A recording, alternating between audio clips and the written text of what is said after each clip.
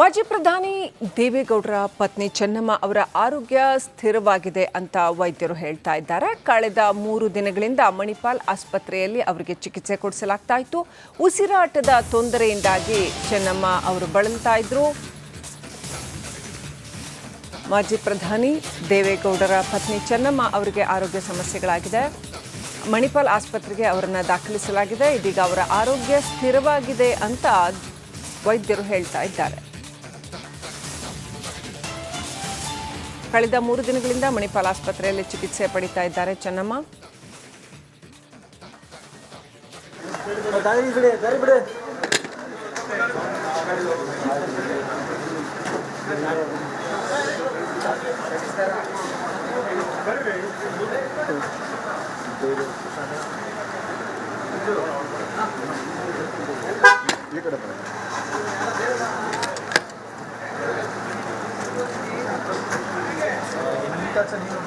ಉಸಿರಾಟದ ಒಂದು ಸಮಸ್ಯೆನ ಬಗೆಹರಿಸಲಿಕ್ಕೆ ಬಾಕಿ ತೊಂದರೆ ಏನಿಲ್ಲ. ಬ್ಲಡ್ ಪ್ರೆಷರ್ ಚೆನ್ನಾಗಿದೆ, ಬ್ಲಡ್ ಶುಗರು ಅದೆಲ್ಲ ಏನು ತೊಂದರೆ ಇಲ್ಲ. ಕಿಡ್ನಿ ಮತ್ತೊಂದು ಹಾರ್ಟ್ದು ಎಲ್ಲ ಏನೂ ಪ್ರಾಬ್ಲಮ್ ಇಲ್ಲ. ಓನ್ಲಿ ಲಂಗ್ಸಲ್ಲೇ ಉಸಿರಾಟದ್ದು ಆ ಪ್ರಾಬ್ಲಮ್ ಇದೆ. ಅದನ್ನು ತಜ್ಞರು ಡಾಕ್ಟ್ರು it cannot be all of a sudden ಮಾಮೂಲಿ ಉಸಿರಾಡೋ ಥರ ತರಲಿಕ್ಕೆ ಹೋಗೋದಿಲ್ಲ. ಅವರು ಏನು ಹೇಳಿದ್ರು ಅಂದರೆ it will be slow process, you will do all best to come back to the normalcy ಅಂತ ಹೇಳಿದ್ದಾರೆ. ಆದ್ದರಿಂದ ಅವ್ರ ಹತ್ರಲ್ಲೇ ಚರ್ಚೆ ಮಾಡಿರ್ತಾರೆ. ಆರೋಗ್ಯದ ಸ್ವಲ್ಪ ಸಮಸ್ಯೆಯಿಂದ ಮಣಿಪಾಲ್ ಆಸ್ಪತ್ರೆಗೆ ಅಡ್ಮಿಟ್ ಮಾಡಿ ಡಾಕ್ಟ್ರುಗಳು ಉತ್ತಮವಾದ ರೀತಿಯ ಚಿಕಿತ್ಸೆ ನೀಡ್ತಾ ಇದ್ದಾರೆ. ಅವರು ಮೊದಲಿಂದಲೂ ವೈದ್ಯರ ಒಂದು ಚಿಕಿತ್ಸೆಗಳಿದ್ದರು. ಯಾವ ಒಂದು ದೇವ್ರ ಚೆನ್ನಮ್ಮ ಅವರಿಗೆ ಚಿಕಿತ್ಸೆ ನೀಡ್ತಾ ಇರುವಂತಹ ವೈದ್ಯರಾಗಿರ್ತಕ್ಕಂಥ ಡಾಕ್ಟರ್ ಸತ್ಯನಾರಾಯಣ ಅವರು ನಮ್ಮ ಜೊತೆ ಫೋನ್ ಕನೆಕ್ಟ್ ಆಗಿದ್ದಾರೆ. ಸರ್ ನಮಸ್ಕಾರ. ಸತ್ಯನಾರಾಯಣ್ ಸರ್, ಹೇಗಿದೆ ಚೆನ್ನಮ್ಮ ಅವರ ಆರೋಗ್ಯ? ನಿನ್ನೆ ರಾತ್ರಿಗೂ ಇವತ್ತು ಬೆಳಗ್ಗೆಗೂ ಸ್ವಲ್ಪ ಎಲ್ಲೋ ಒಂದು ಭಾಗ ಚೇತರಿಸ್ಕೊಂಡಂಗಿದೆ. ರಕ್ತ ಒತ್ತಡ, ರಕ್ತದ ನಾಡಿ ಮಿಡಿತ ಇವೆಲ್ಲ ಓಕೆ ಆಗಿದೆ. ಉಸಿರಾಟದ ಸಮಸ್ಯೆ ಮಾತ್ರ ಇನ್ನೂ ಇದೆ. ಬಹಳ ಟೈಮ್ ತಗೊಳತ್ತೆ. ಸುಧಾರಿಸ್ಕೋತಾರೆ ಅನ್ನೋ ಆಸೆ ನಮ್ಗೆಲ್ರಿಗೂ ಇದೆ.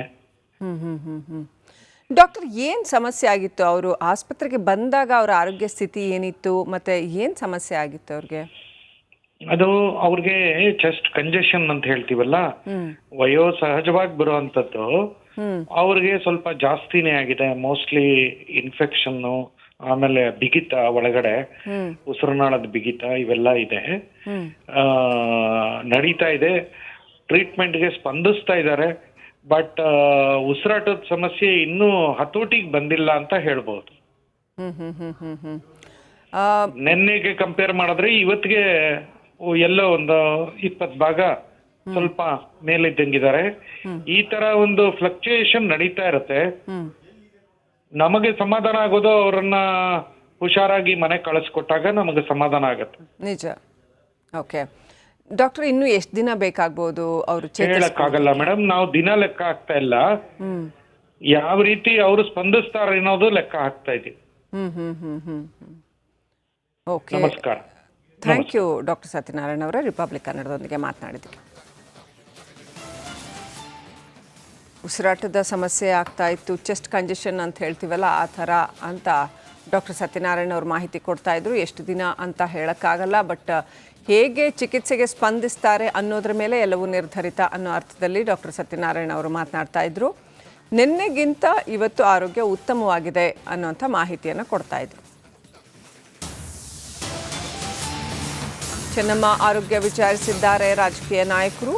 ದೇವೇಗೌಡರ ಪತ್ನಿ ಚೆನ್ನಮ್ಮ ಅವರು ಚೇತರಿಸಿಕೊಂಡಿದ್ದಾರೆ ಅಂತ ಅವರ ಆರೋಗ್ಯ ವಿಚಾರಣೆ ಬಳಿಕ ವಿಪಕ್ಷ ನಾಯಕ ಆರ್ ಅಶೋಕ್ ಹೇಳಿಕೆ ಕೊಟ್ಟಿದ್ದಾರೆ. ದೇವೇಗೌಡರ ಶ್ರೀಮತಿಯವರು ಆರಾಮಾಗಿದ್ದಾರೆ ಅಂತ ಆರ್ ಅಶೋಕ್ ಹೇಳಿಕೆ ಕೊಟ್ಟಿದ್ದಾರೆ.